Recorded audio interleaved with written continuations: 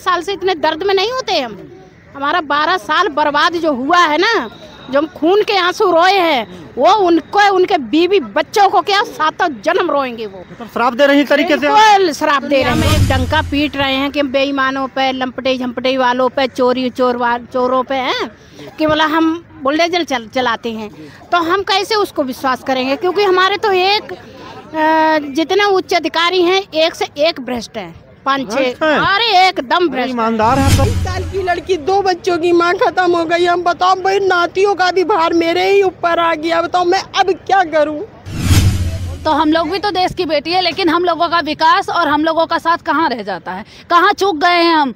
कौन सी ऐसी त्रुटि कर दी है हमने जो हमारे मुख्यमंत्री जी को हमारे ऊपर दया नहीं आ रही? हमारा विकास जरूरी नहीं है। यहाँ उन्होंने राशन कार्ड में औरतों को मुखिया बना दिया है। क्या हम औरत नहीं है? या हम औरतों की श्रेणी से भी नीचे आ गए हैं? जहाँ उन्होंने औरतों को हर चीज के लिए सबसे पहला दर्जा दिया है, वहाँ हम लोगों को दर्जा देना ही भूल जा रहे हैं। 1090 का चौराहा जाम किया था माननीय मुख्यमंत्री उस समय अखिलेश यादव जी हुआ करते थे। जी। अगर यकीन ना हो तो स्मारक समिति के जो पूर्व में कोई प्रबंधक प्रशासन रहे हो 2014 में, उनको बुला करके पूछ लिया जाए। इस समय उत्तर प्रदेश के लखनऊ में इको गार्डन में है। बता दें कि आज जो है यहाँ पर स्मारक समिति का जो है यहाँ पे धरना चल रहा है। आज लगातार जो है 45 दिन पूरे हो चुके हैं और आज यहाँ पे देख सकते हैं कि 800 घोटाले के जो है लेकर आज हाहाकार मचा हुआ है। लखनऊ से जो है लेकर दिल्ली तक जो है हाहाकार मचा हुआ है। स्मारक समिति के लोगों ने कह दिया है धरने के माध्यम से कि हम चक्का जाम करेंगे, 19-12 की जो सड़कें हैं उसको हम जाम कर देंगे।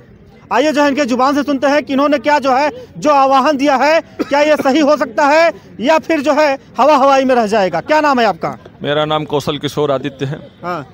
हम लोग निरंतर आज 45 दिनों से यहाँ पर धरने पर बैठे हुए हैं। जी।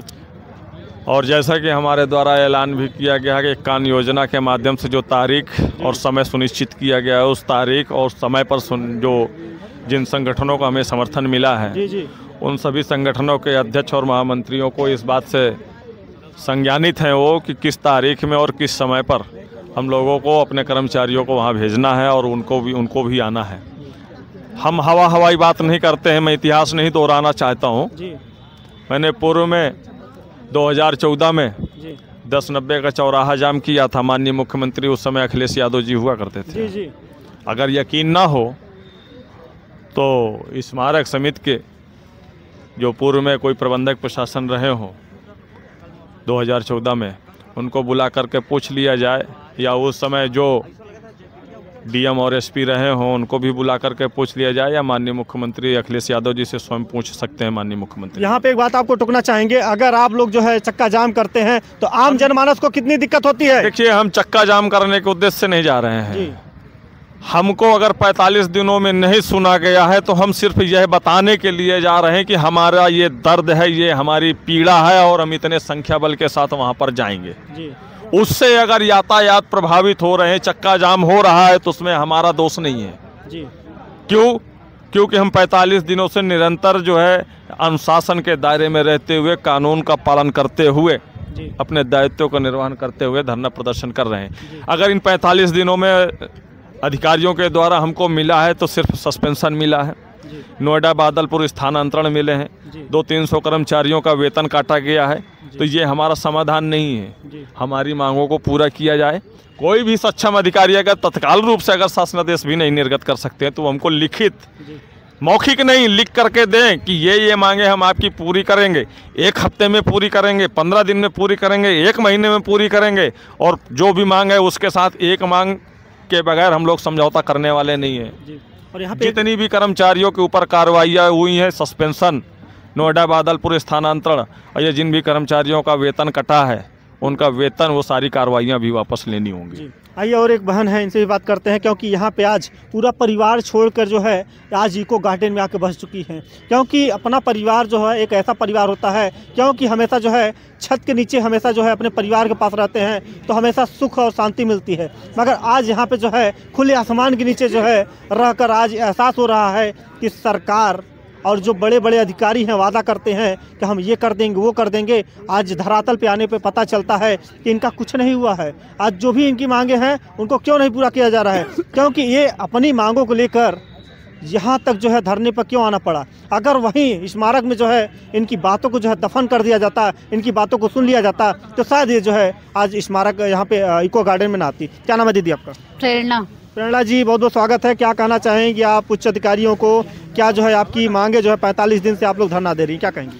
हम क्या कहेंगे, हमारे अध्यक्ष महोदय ने आधे से ज़्यादा तो संज्ञानित आपको करा दिया है भाई, लेकिन आज 46 दिन हो गए, 46 डे हो गए हैं, लेकिन कोई भी ना हमारे उच्च अधिकारी आया है, ना कोई शासन से, ना कोई प्रशासन से, कोई भी ना हमें देखने आया है, ना सुनने आया है। जहाँ सरकार कहती है सबका साथ सबका विकास, तो क्या हम सबके साथ नहीं हैं? हम सबके साथ में नहीं आते, या हमारा विकास ज़रूरी नहीं है? यहाँ उन्होंने राशन कार्ड में औरतों को मुखिया बना दिया है। क्या हम औरत नहीं हैं, या हम औरतों की श्रेणी से भी नीचे आ गए हैं? जहाँ उन्होंने औरतों को हर चीज़ के लिए सबसे पहला दर्जा दिया है, वहाँ हम लोगों को दर्जा देना ही भूल जा रहे हैं। ना हमारी सैलरी, जो हमारी सैलरी है वो तो बढ़ ही नहीं रही है। जो पे ग्रेड है, जो पुनरीक्षित वेतन है हमारा, वो भी नहीं लागू हो रहा। जो पे ग्रेड है बस वही बढ़ता जा रहा है। उस पर भी अभी 1300 कुछ पे ग्रेड मिल रहा है। हम लोग चाहते हैं कि हमारा पे ग्रेड भी बढ़ाया जाए। अब हम लोगों की सारी मांगे, टोटल 12 मांगे, मृतक आश्रित, पे ग्रेड, पुनरीक्षित, टोटल 12 मांगे, उसमें से कोई भी अधिकारी, कोई भी सक्षम अधिकारी अगर आके मंच के द्वारा हम लोगों को संज्ञानित कराता है कि हम आपकी ये मांगे पूरी करते हैं, तो हम ये धरना निरस्त कर देंगे। वरना धरना तो अनिश्चितकालीन, अब अगली ओर जो हमारे अध्यक्ष बताएंगे वही होगा। क्या कहना चाहेंगी, जो 800 करोड़ का जो घोटाला है, जो अधिकारी हैं उन पर क्या कार्रवाई होनी चाहिए? भैया, जो 800 करोड़ का घोटाला, वो तो हमें लगता है अधिकारी सब गमन ही कर गए हैं, क्योंकि अगर गमन ना होता तो आज 46 दिन हो गए, कुछ ना कुछ तो बात पता चलती, लेकिन अभी तक कोई भी बात हमारे संज्ञान में नहीं आई है। इसका मतलब यही है कि 800 करोड़ का घोटाला हो गया। उसके पूर्व भी एक बार न्यूज़पेपर में आपने देखा होगा कि 10 करोड़ का इन्होंने घोटाला किया था, जिसके संज्ञान में जो बैंक के मैनेजर वगैरह थे उन्हें जेल हुई थी, फिर बाद में वो बहाल हो गए थे। तो सबके लिए अलग अलग रूल क्यों हैं? सबके लिए अलग अलग रूल नहीं होना चाहिए। जहां बैंक के मैनेजर को उच्च श्रेणी में दर्जा दिया जाता है, क्या हम जो पूरे स्मारक को चमकाने का, पूरे स्मारक को सुव्यवस्थित करने का कार्य करें, क्या हमारे लिए उनका कोई दायित्व नहीं है? नहीं, आपके लोगों के द्वारा बताया जाता है कि जो 800 करोड़ का घोटाला किए हैं उन पे जो है बाबा का बुलडोजर भी चलना चाहिए। अरे तो बाबा सुन तो नहीं रहे ना भाई। आज 46 दिन हो गया। पहले हम लोगों को ये था कि वो रामलला के उसमें व्यस्त थे, तो हमने जब रामलला का आगमन हुआ था, हमने बड़े धूमधाम से अपने इसी धरना के प्रांगण में ही रामलला का स्वागत किया था। उसके बाद 26 जनवरी भी यही मनाई हम लोगों ने। अब अगर हम आपके चैनल के थ्रू अपने माननीय मुख्यमंत्री जी से हाथ जोड़कर निवेदन करना चाहते हैं कि अगर वो हमारी बातों को संज्ञान में ले रहे हैं, सुन रहे हैं, तो उनसे यही अनुरोध है और विनम्र निवेदन करके हम विनती करना चाहते हैं कि जहां वो कहते हैं सबका साथ सबका विकास, तो उनसे यही निवेदन है कि हम लोगों को भी अपने साथ रखिए और हमारा भी विकास करने का कष्ट करें। एक चीज़ यहाँ पे और टोकना चाहेंगे, बेटी बचाओ बेटी पढ़ाओ का जो नारा स्लोगन है हमारे देश के सबसे प्रधानमंत्री नरेंद्र मोदी जी का और माननीय मुख्यमंत्री योगी आदित्यनाथ जी का, क्या ये जो है सफल होता हुआ नजर आ रहा है या विफल होता हुआ नजर आ रहा है? भैया, अब इसके अनुरूप तो हम कुछ नहीं बता पाएंगे, लेकिन जैसे हम लोगों की हालत है, आप देख रहे हैं 46 दिन हो गए, जिस तरीके की हम लोगों की हालत है, हम लोगों के बच्चों का तो कुछ नहीं हो पा रहा है, क्योंकि हम लोगों के पास भी बेटा भी है, बेटी भी है। तो जब बेटी पढ़ाओ बेटी बढ़ाओ वो नारा लगवाते हैं, तो क्या हमारी बेटियां उस श्रेणी में नहीं आती हैं? हम भी किसी की बेटी, क्या हम लोग उस श्रेणी में नहीं आते? तो हम लोग भी तो देश की बेटी है, लेकिन हम लोगों का विकास और हम लोगों का साथ कहाँ रह जाता है? कहाँ चूक गए हैं हम? कौन सी ऐसी त्रुटि कर दी है हमने जो हमारे मुख्यमंत्री जी को हमारे ऊपर दया नहीं आ रही है? और बहना, क्या नाम है आपका? पुष्पा देवी। क्या कहना चाहेंगे इसको? तो आप ये पूछ रहे थे बहन से कि बुलडोजर चलना चाहिए, क्यों नहीं चलना चाहिए? तभी तो हम मानेंगे। जब मान लीजिए आप दुनिया में एक डंका पीट रहे हैं कि बेईमानों पे, लंपटे झंपटे वालों पे, चोरों पे हैं कि बोला हम बुलडोजर चलाते हैं, तो हम कैसे उसको विश्वास करेंगे? क्योंकि हमारे तो एक जितने उच्च अधिकारी हैं, एक से एक भ्रष्ट हैं, 5-6। अरे एकदम भ्रष्ट, ईमानदार हैं, आप कह रहे हैं भ्रष्ट हैं? सही, बिल्कुल। अगर भ्रष्ट नहीं लगा रही हैं, आरोप नहीं लगा रहे, हम बिल्कुल सही कह रहे हैं। अगर हम आरोप उन पे लगा रहे होते ना, तो 12 साल से इतने दर्द में नहीं होते हम। हमारा 12 साल बर्बाद जो हुआ है ना, जो हम खून के आंसू रोए हैं, वो उनको, उनके बीवी बच्चों को क्या 7 जन्म रोएंगे वो। तो श्राप दे रही तरीके से? बिल्कुल श्राप दे रही हैं। क्यों श्राप दे रही हैं? क्योंकि अधिकारी है। मेरा श्राप तो सख्ती होता है भैया। मैं जल्दी नहीं देती हूँ किसी को। देखिए सीता माँ ने आज जो है आज श्राप दे दिया। देख लीजिए अधिकारी जो भी गमन किए हैं, आज सीता माँ ने जो है श्राप दे दिया कि आज जो है उनके बीवी बच्चे जो है सुखी नहीं रहेंगे। ऐसा आपने क्यों कर रही हैं? आपके भी बीवी बच्चे हैं? क्योंकि मेरे बच्चे परेशान है ना, मेरे बच्चे परेशान है। अभी 16 तारीख को भैया ऐसा मैटर मेरे घर हो गया था। मेरे 3 बच्चे हैं, छोटे हैं। सबसे छोटी मेरी बिटिया है 5 साल की। तो मैं जब से धरना चालू हुआ मैं तब से अपने गांव नहीं गई हूँ। तो 16 तारीख को सुबह को 6 बजे एक बेटा मेरा बड़ा वाला इधर सो रहा है, एक बेटा इधर सो रहा, बीच में बिटिया सो रही। अच्छा दीदी मैं एक सवाल और करूंगा, क्योंकि उत्तर प्रदेश में योगी जी की सरकार है, बड़े बड़े माफिया, बड़े बड़े भूमाफिया जो है ढेर हो गए। पहले आप मेरा दर्द सुनिए। पहले तीनों बच्चों के ऊपर आके बाहर से जो कोबरा सांप होता है मेरी बिटिया के ऊपर बैठा था। सोचिए आप, क्योंकि मैं उसकी माँ हूँ बच्चों की, तो मैं यहाँ पढ़ी हूँ ना। किस लिए पढ़ी हूँ? 4 पैसों के लिए, मैं अपने बच्चों का भविष्य बनाने के लिए।